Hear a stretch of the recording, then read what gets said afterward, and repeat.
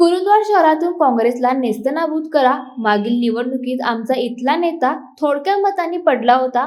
त्याने ऐनवेळी या निवडणुकीत घात केला. अशा शब्दात खासदार धनंजय महाडिक यांनी एका नेत्याचे नाव न घेता कुरुंदवाड येथील प्रचार सभेत टोला लगावला. भाजपच्या प्रचार शुभारंभावेळी ते बोलत होते. कुरुंदवाड येथील गणपती मंदिर येथे खासदार धनंजय महाडिक आणि भाजपचे नेते डॉक्टर संजय पाटील यांच्या हस्ते श्रीफळ वाढवून प्रचार शुभारंभ संपन्न झाला. त्यानंतर भैरवाड प्रभाग 1 मध्ये प्रचार रॅली काढण्यात आली. तिचे रूपांतर नंतर कोपरा सभेत झाले. यावेळी भाजप नेते डॉक्टर संजय पाटील यांना उद्देशून तुम्ही लागेल ते अभिवाचन शहराला द्या, आम्ही कमी पडणार नाही, ते पूर्ण करू.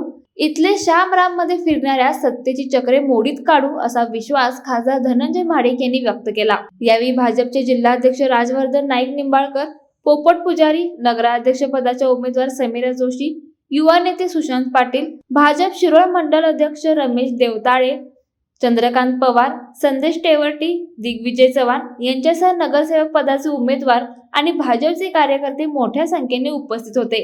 लाईव्ह मराठीसाठी कुरुंदवाडहून कुलदीप कुंभार. आपल्या कुरुंदवाड नगर परिषदेची निवडणूक होत आहे. या निवडणुकीमध्ये जगातील सर्वात मोठा पक्ष भारतीय जनता पार्टी, या पार्टीचे उमेदवार नगराध्यक्षाचे पदाचे उमेदवार समीरा जोशी, या प्रभागाचे उमेदवार चंद्रकांत पवार आणि सर्व 20च्या 20 नगरसेवक आणि नगराध्यक्ष यांना मतदान करून आशीर्वाद द्या, आपली सेवा करण्याची संधी द्या, ही विनंती करण्यासाठी मी आज आपल्या समोर उभा आहे. आजच्या या कॉर्नर सभेसाठी व्यासपीठावर उपस्थित या तालुक्याचे भारतीय जनता पार्टीचे आमचे नेते डॉक्टर संजय पाटील, आमचे जिल्हा अध्यक्ष राजवर्धन निंबाळकर, सर्व सन्माननीय उमेदवार, भारतीय जनता पार्टीचे सर्व प्रमुख पदाधिकारी, ज्येष्ठ युवक, माता भगिनी, पत्रकार, छायाचित्रकार बंधूंनो, 8-9 वर्षापूर्वी इथल्या नगर परिषदेची निवडणूक झाली आणि आमचे उमेदवार 100-150 मतांना पराभव झाले. आमच्या तो पराभव जिव्हारी लागला होता आणि त्या दिवसापासून आम्ही तयारी करत होतो की पुढच्या वेळी कसल्याही परिस्थितीत कुरुंदवाडची नगरपालिका आपण जिंकायची. परंतु अर्ज भरण्याचे 2-3 दिवस शिल्लक असताना खूप मोठा धोका, खूप मोठा घात आपल्या बरोबर झाला. मला चिंता होती डॉक्टर साहेब की काय होणार, आपलं विवंचनेत होतो आम्ही की अशा पद्धतीने आपला प्रमुख माणूसच जर आपल्यातून निघून गेला तर काय होणार या शहराचं. या जिल्ह्यामध्ये 13 नगरपालिकांची निवडणूक लागलेली आहे. माझ्यावर 13 नगरपालिका निवडून आणण्याची जबाबदारी आहे.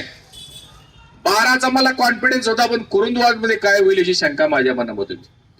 पण आज ज्या पद्धतीने ही रॅली निघालेली आहे, 2 तारखेचा निकालाची वाट पाहण्याची गरज नाही. समीरा जोशी आणि सगळे उमेदवार प्रचंड मताधिक्याने निवडून येतील याचा माझ्या मनामध्ये कोणतीही शंका राहिलेली नाही.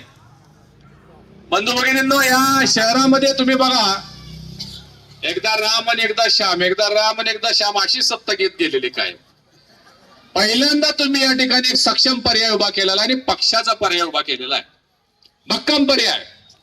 लोक वाट बघत असतात पर्यायाची, कारण आपण जे मतदान करतो विचारानं मतदान करत असतो, काहीतरी ध्येय घेऊन मतदान करतो.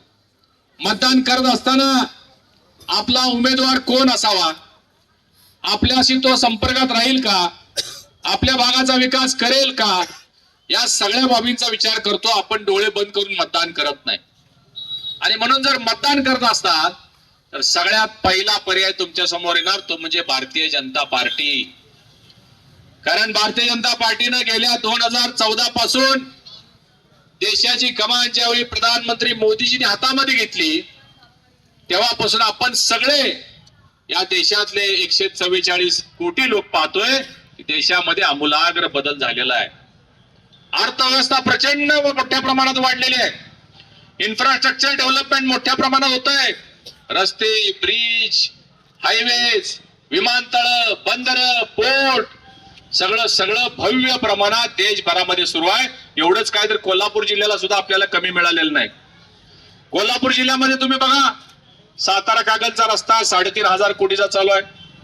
बास्केट ब्रिज आमचा परवा तुम्ही पेपरला वाचला असेल 1050 कोटीचा मंजूर झालेला आहे. कोल्हापूरला सर्किट बेंच 40 वर्षाची आपली मागणी होती, 40 वर्ष आंदोलन करतो. सर्किट बेंच मंजूर झालं. संकेश्वर बांधा रस्ता मंजूर झाला. कोय मंजूर झाला.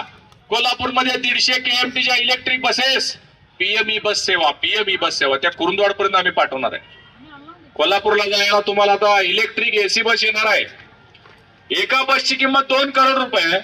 अशा 150 इलेक्ट्रिक बसेस दिलेल्या आहेत. कोल्हापूरच्या विमानतळाला 274 कोटी रुपये दिले प्रधानमंत्री मोदीजींनी. 7 विमान सेवा सध्या सुरू आहेत. कोल्हापूरचं रेल्वे स्टेशन राजर्षी छत्रपती शाहू महाराजांनी 100 वर्षापूर्वी बांधलं होतं. त्याला 100 रुपये सुद्धा हे काँग्रेसचे लोक देऊ शकले नाही. 44 करोड रुपये प्रधानमंत्री मोदीजींनी दिलेले आहेत. म्हणजे या जिल्ह्याला सुद्धा या भारतीय जनता पार्टीच्या सत्तेत भरभरून दिलेलं आहे. वर्ष आपण त्यांना सत्ता दिलेली आहे. त्यामुळे इथली काँग्रेसची सत्ता नेस्तनाबूत करून टाका ही विनंती करण्यासाठी मी तुमच्या समोर आलेलो आहे. बंधू भगिनींनो, फार वेळ बोलण्याची आवश्यकता नाही आहे. तुम्ही सुज्ञ जागरूक आहात, रोज पेपर वाचताय, टीव्ही बघताय, तुम्हाला माहित आहे देशामध्ये काय चाललंय. भारत आता पहिल्यासारखा देश राहिलेला नाही, नया भारत आहे. कुणी बॉम्ब फोडला तर हम घुस के मारेंगे या पद्धतीचं आता काम प्रधानमंत्री मोदीजींच्या नेतृत्वाखाली चालू आहे. देशाची अर्थव्यवस्था जागतिक पातळीवर या जगामध्ये 196 देश आहेत. 2014 पूर्वी आपला देश अर्थव्यवस्थेमध्ये 11व्या स्थानावर होता.